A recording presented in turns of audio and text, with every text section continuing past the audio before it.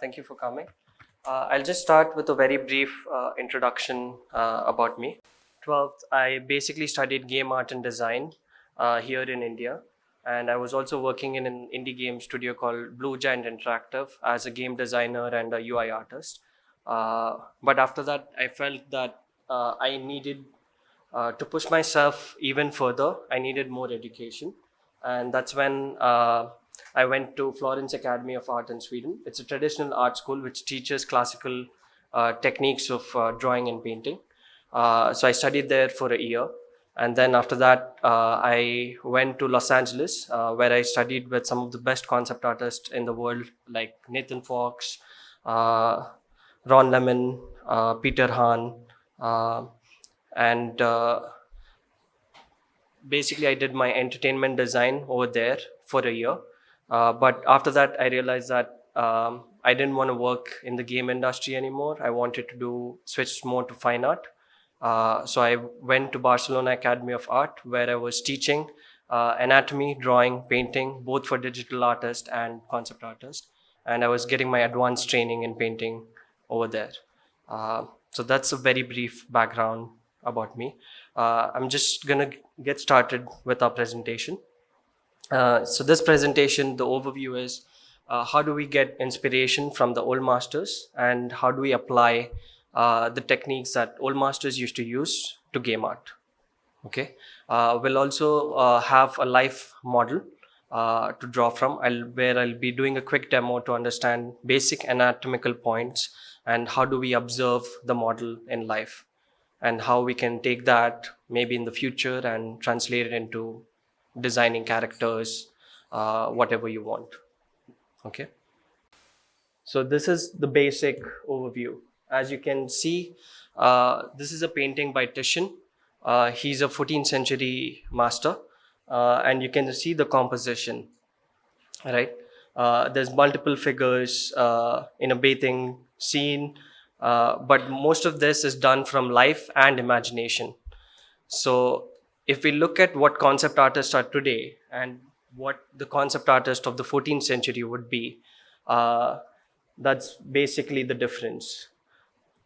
Is back then the concept artist used to paint biblical and historical themes, and nowadays we make concept art for entertainment, which is games, movies, animation, etc. Because they did not have a platform like television, computers and things like that, they used to just paint. Okay. And that was the primary medium of visual language. Now, what is academic art? So academic art, to know where we currently stand as concept artists, we have to understand a bit brief about our history. From where do we come? There's almost 2000 years of history from the Greek period, right? From 2000 years, the visual language is developing. And this is where we stand today. And one of the golden periods in this 2000 years was the academic period. Okay. And that period is referred to as academicism. And this period was 18th and 19th century art in Europe. Okay. We'll take a look at a brief history of what it was, how the training was in the medieval times and Renaissance. So in the medieval times and Renaissance, the way the artists used to train, like Da Vinci, Michelangelo, all these amazing artists, Rodin, right? The way they trained was, it was an apprentice system. Okay.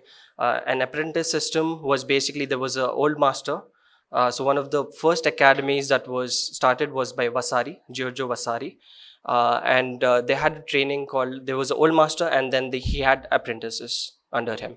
And they used to train under this one specific old master. And the training lasted for 7 years. That was the training period. Okay. That was only the apprentice system. They cannot do commissions, they cannot do any work except helping the old master prepare canvases, mediums, paints, charcoal, because everything was supposed to be done by hand. The materials were not as readily available as they are today. Okay. And just after the training of 7 years, then only they were able to make their own paintings. And in the training, there were two primary things that included. One is copying the masters, okay, the masters that came before them and the master that they were studying under. And the second is working from sculptures, okay. So a lot of the training involved was working from life sculptures and live models, okay. And you can actually see in this presentation, like on the extreme right hand side, the people grinding paint. Here we have a student working from a sculpture cast. From there we went into academic art. The first academy was set up in France in the 1600s. um, it was under the rule of King Louis XIV, and that's when truly the schooling system or the atelier system started.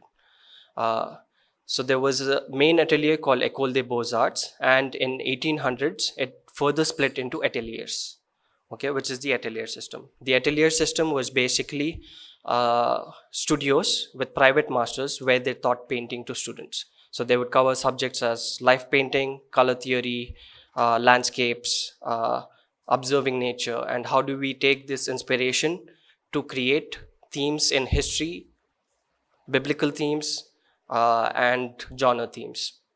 Okay, I'm going to show you some examples of history paintings from back then, and you guys tell me how closely we can associate that to game art or the concept art from games. Okay. Um, so this was basically some of the sculptures that they worked from. Okay, look at how highly skilled the artists were from the past, right? And we have to take inspiration from them so that we can push ourselves even beyond what they produced. Okay, and these are some examples of figures that they did, drawings, paintings, but you can see how clearly they understood every form, anatomy, values, color, right? And if we took the character that's on the extreme right, that's a painting by Velázquez. He was a 17th century painter. And if we took that inspiration from that, you can easily convert that into a game character, right? He has a medieval helmet that he's wearing. He has some kind of axe. He's holding or a hammer, shields. But if you wanted to convert this person into a character, it would be very easy for games. Now you can choose the style that you want.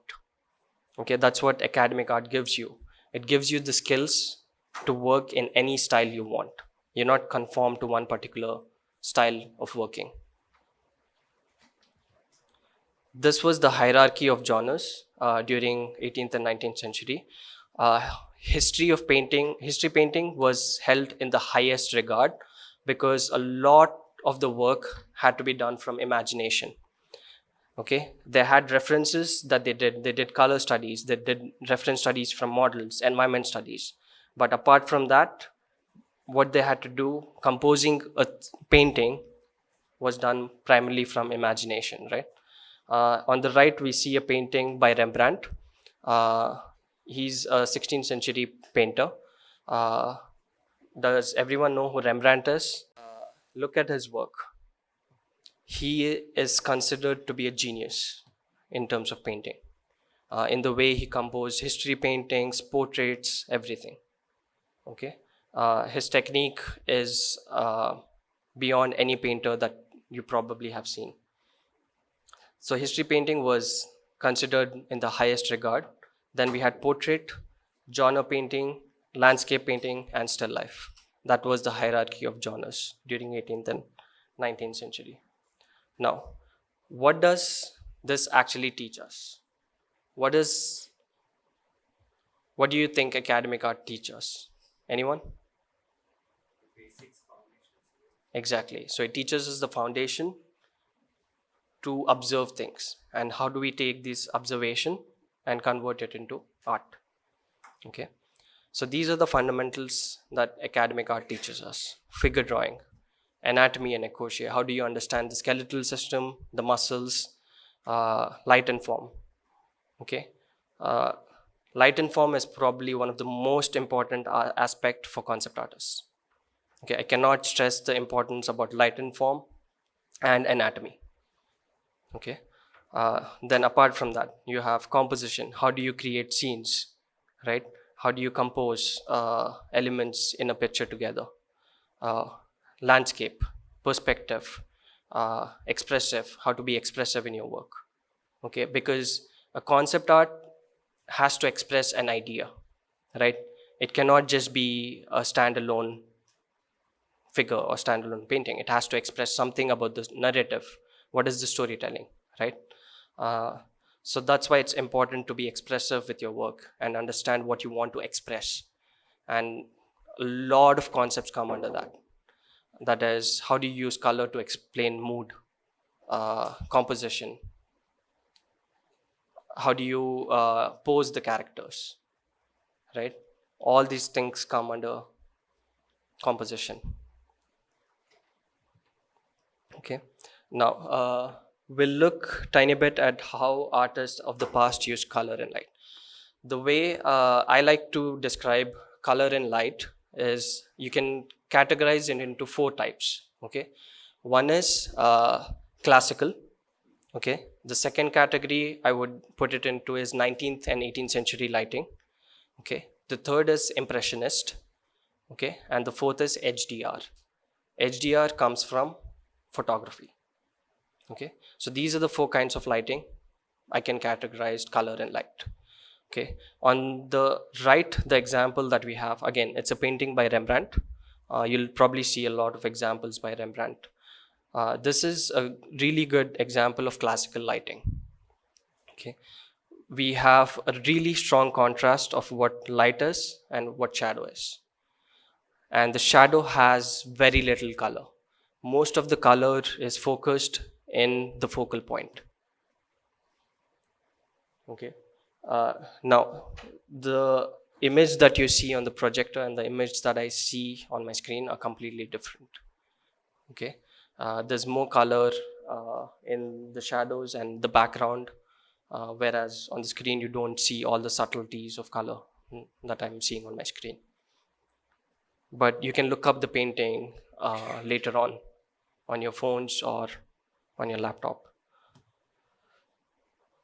This painting here is 19th century. It's a painting by Moreno Carbonera. He's a Spanish painter. He did this at the age of 25. It's a painting which is 5 meters by 3 meters. It's in the Prado Museum in Madrid. And you can see the composition, right? This is a scene that was recreated to explain the death of the Duchess of Gandia. And look at the composition, how clearly it expresses the emotion that they're trying to convey, right? The colors that are being used. So this is typical of 19th century lighting. So when we go from classical lighting, where we have a very strong effect of light and shadow, it's almost, there's no color in the shadows. Then in 19th century, we can see slowly there's more color happening in the shadows, right? So that's the difference between classical lighting example to 19th century. But look at the expression on everyone's faces, how the body over here is represented, the colors being used over here in comparison to the colors being used over here. Okay, so these things help us when designing concepts for games. This painting here is by another Russian master from 19th century. His name is Ilya Repin.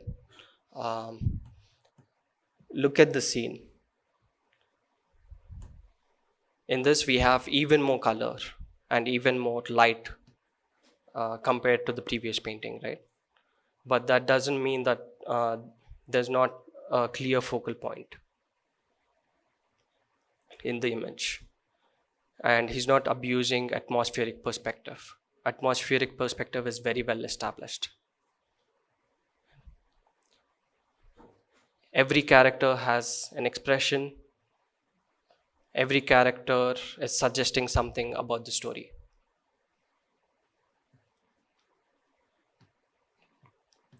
Okay, one of the exercises that you can do for concept art is taking these old paintings, right, and saying, okay, I'm going to represent this character. Now he's, all you see is a side profile, right? So I'm going to represent this character from the front. How would he look? Okay, what kind of color choices you have to make. If you want, you can also take this character but use a different costume. Okay, so that way you can draw more inspiration from the old master as well. If you want, you can change the lighting, put this character in a classical lighting, and the effect would be completely different. So that was 19th century. Now we come to the impressionist. So far we've seen that the compositions had a very solid understanding of drawing, anatomy, everything, right? uh, but when we come to impressionism, the impressionists did not care that much about the drawing. All they wanted was color and light. That's what they wanted to depict. How do I see color? I see a red here, I'm going to put a red here. I see a yellow here, I'm going to put a yellow here. But even then, their images had a certain sense of atmosphere, right?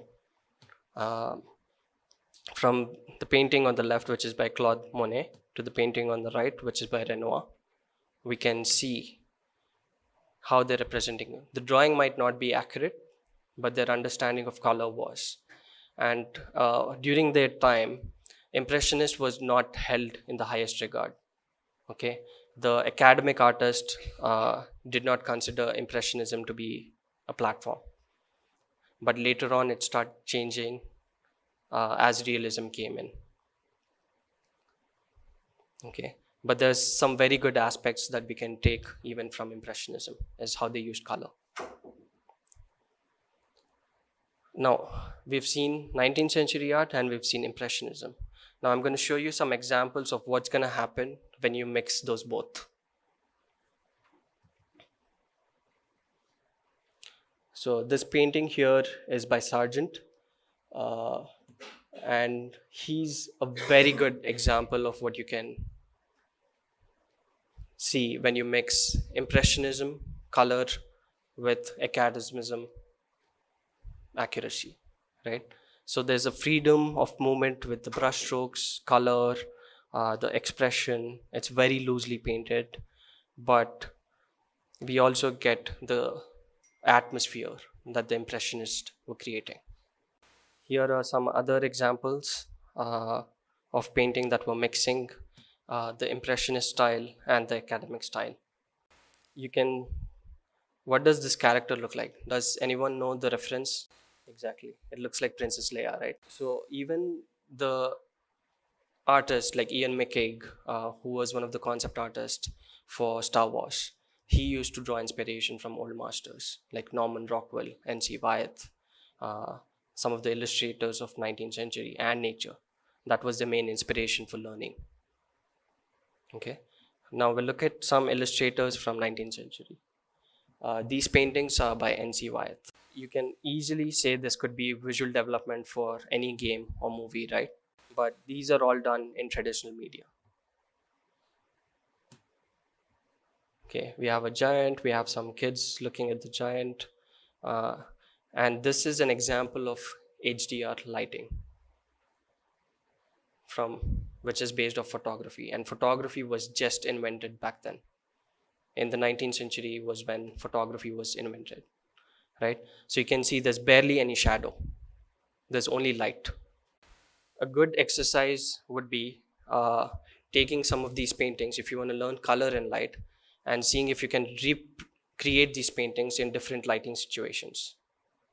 Okay, how do I create 19th century academic paintings in HDR lighting?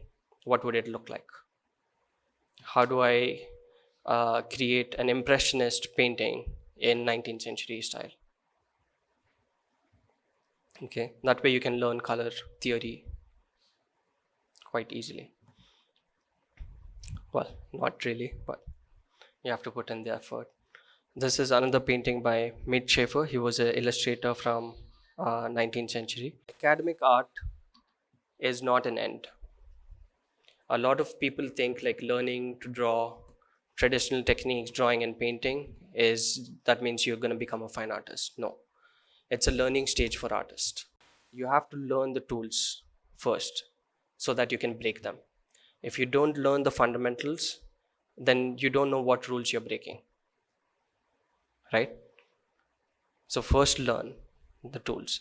And if you learn the traditional techniques of drawing and painting, then as software changes and as software evolve, and you can see that every year there's software changing, right?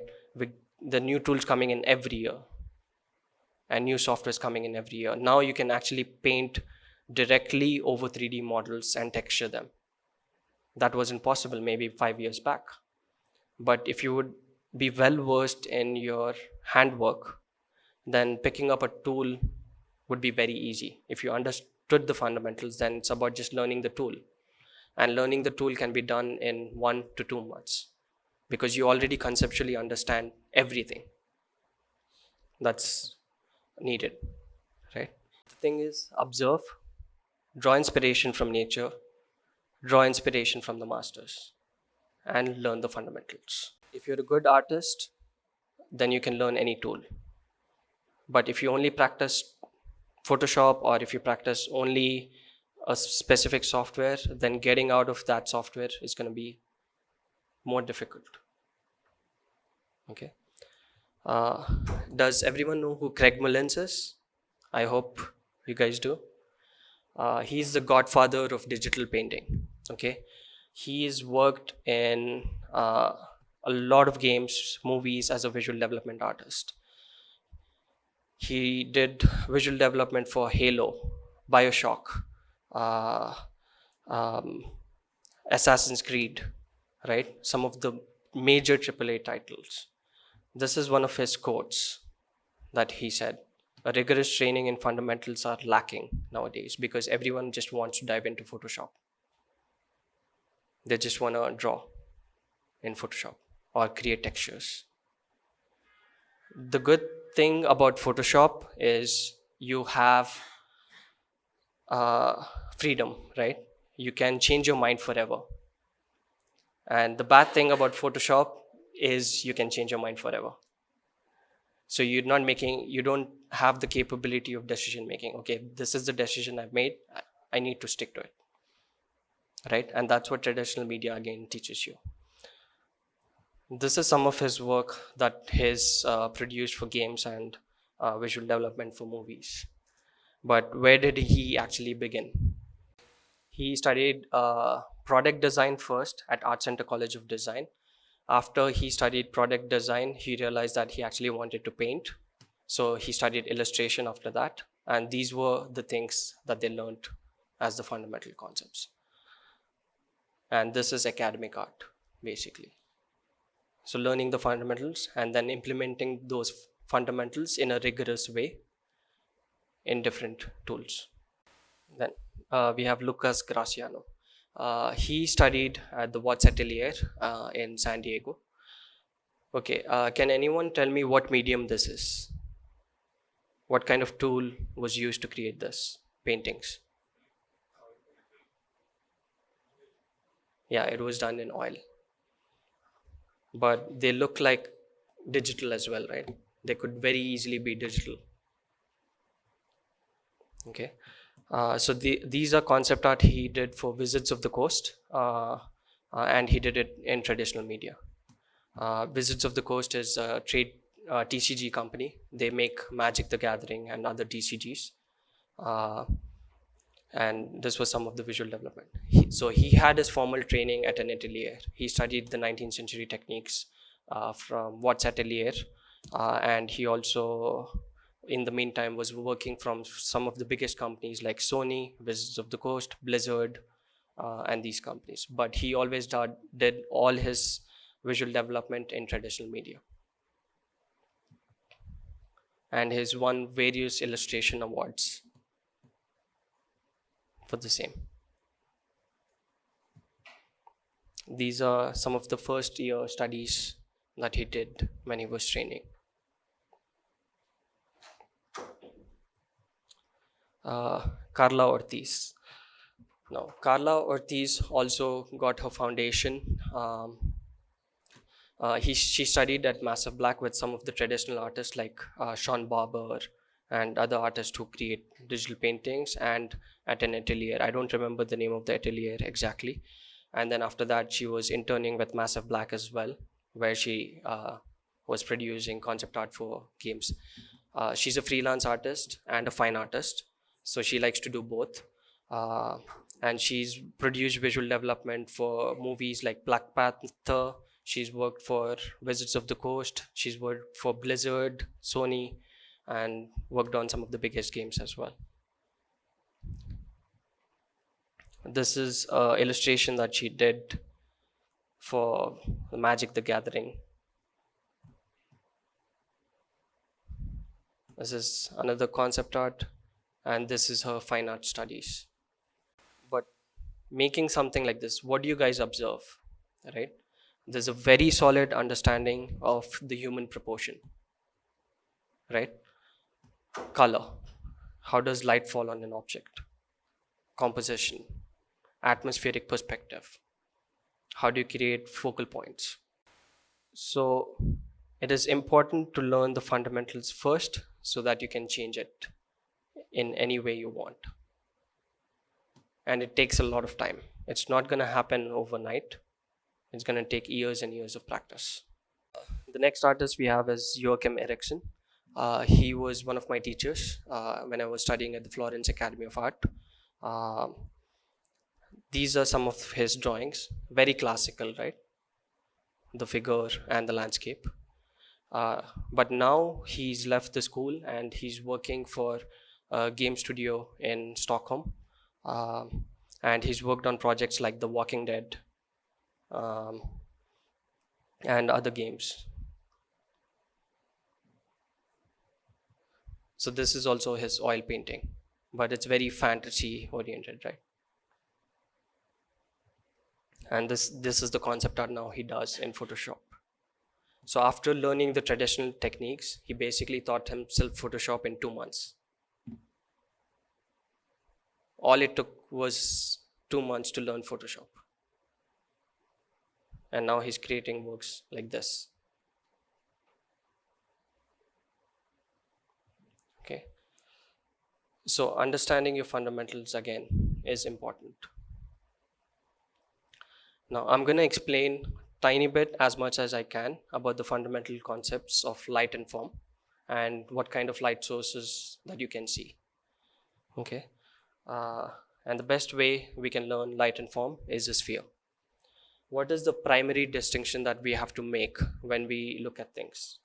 That it is what is part of light, what is part of shadow. Unless you make that distinction, you cannot see, because everything has to do with light, and light creates shadow, right? So it's very important that we understand what is part of light and what is part of shadow. And that comes from understanding your sources of light. Okay. You can categorize this. Now there's various words people use in the industry when it comes to sources of light. So there's primary source, there's a bound source or a secondary source, and then there's a diffuse source. These are the three kinds of lighting scenarios that you can use. Okay, what a primary source is sunlight. That's basically when you're outdoors in sunlight, there's parallel rays coming. But a primary source nowadays can also be artificial lights, right?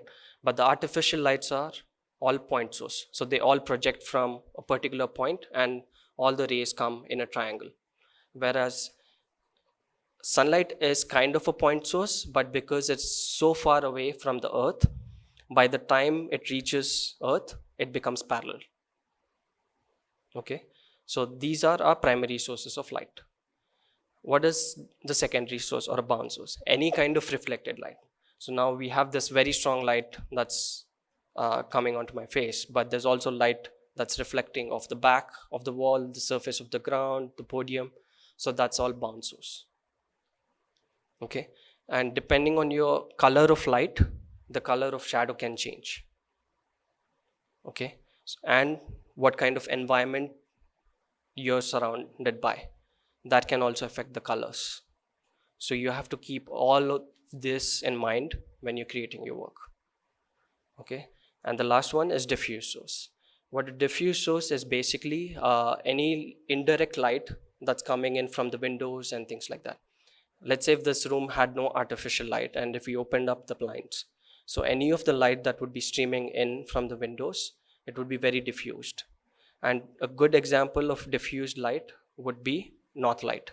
So north light is very indirect and it's very cool. If you're going outside for landscape or something and you have clouds, there's no direct sun, so there's an overcast, so the light becomes very diffused and cool, right? So that's a diffuse source. So you have to think of all these concepts when you're creating your work. What kind of lighting scenario are you using to depict your environments, characters, whatever it is? Okay, so these are the three primary. Now we already know that we have to distinguish. The first thing is light and shadow. Okay, after light and shadow, a simplest way you can show three-dimensionality in an object is by introducing a halftone. Okay, a halftone is a value that exists between light and shadow. And if you look at comic book artists, they use this principle a lot. They have flat color of light, flat color of shadow, and they're just using one value of halftone to turn the form. Okay, and if you want to take it further, then you start introducing other values in the light source. But one thing that you have to be careful of is the halftones that you're using in light should never compete with shadow unless there is a very strong reflected light coming in, depending on the source. Now, as we get more and more advanced, there's more kinds of things that you have to learn, which is there's reflected light, occlusion shadows, specular highlight, form highlight. So all these come under advanced concepts of light and form. We're going to take a quick look at how we do figure drawing step by step. The first thing that we usually start with is understanding the proportion and distinguishing what's light and shadow. So what do you see? You can clearly see the first step over here is once we have the proportions, we're distinguishing what is part of light and what is part of shadow. Okay, and then slowly you start introducing other values. But that's what a figure drawing exercise teaches you, is proportion, values, anatomy, and training your eye to the highest level.